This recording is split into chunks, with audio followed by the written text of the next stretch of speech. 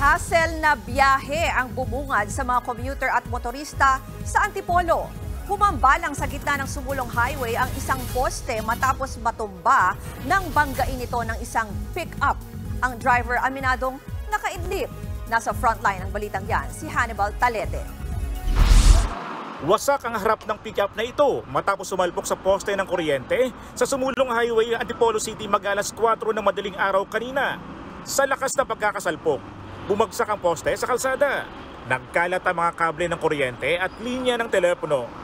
Nahulog din ang transformer ng kuryente. Ayon sa mga responding otoridad, nasa labas na ng pick-up ang driver nito nang madatnan nila. Conscious naman siya, dinadaing niya yung sa may ilong niya at sa kanyang dibdib. Umamin daw ang driver na nakaidlip habang nagmamaneho kaya nadisgrasya. Agad dinala sa hospital ang driver ng pick-up.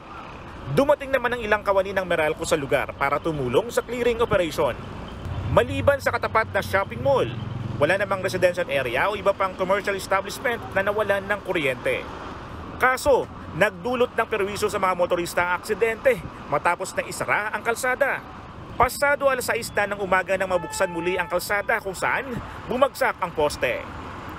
Nagbabalita mula sa frontline, Hannibal Talete, News 5. Mga kapatid, Jess De Los Santos po, huwag magpauli sa mga umaaksyong balita at napapanahong issue sa bansa. Para sa mas malawak na balitaan, mag-subscribe at mag-follow sa social media pages ng News 5.